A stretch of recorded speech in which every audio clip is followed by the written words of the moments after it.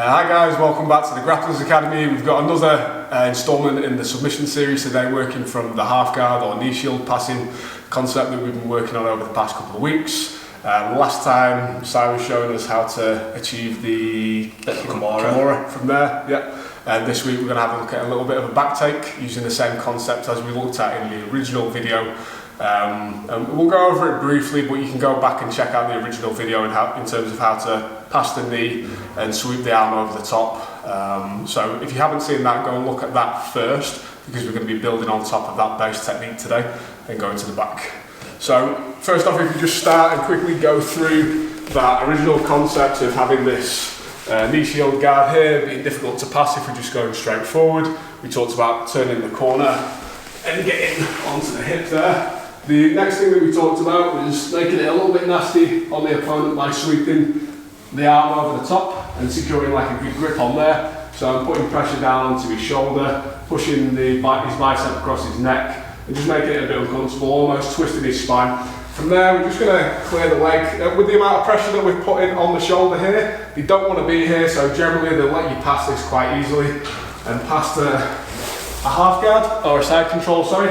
So we've still got this top pressure. And what we're going to do, it's a really simple step up. We're going to keep that pressure on the shoulder, step up and over onto the back, and then pull them up into position. We can go straight into a choke from here because we've already surpassed the arm, and we don't need to worry about that as a defence from there.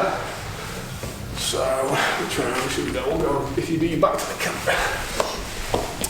So again, from there we're passing the knee shield to the side, big sweep of the arm over the top, and this pressure here is going to be what's going to let us get past the guard a little bit easier. If there wasn't enough pressure here, he's not going to be bothered about spending time here because it's not uncomfortable. So we want to put a bit of pressure down, make it uncomfortable, and make it easier for him to break the legs open. We can then either step straight up and over and sit and pull him with us for the back take, and then we've got a submission there straight away. Really easy to slip your hooks in on that one.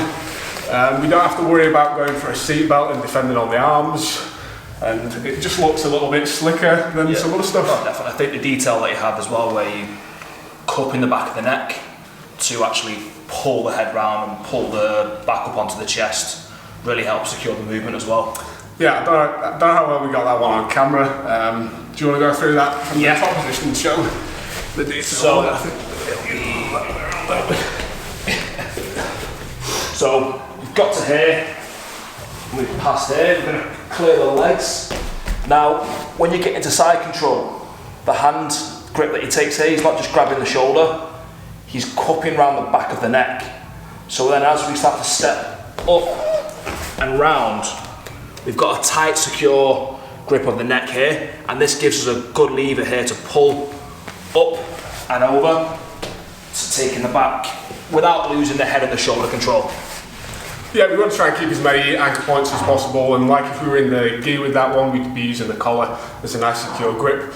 No gi usually generally tends to favour itself better to like a Thai clinch grip or like a wrestling collar grip.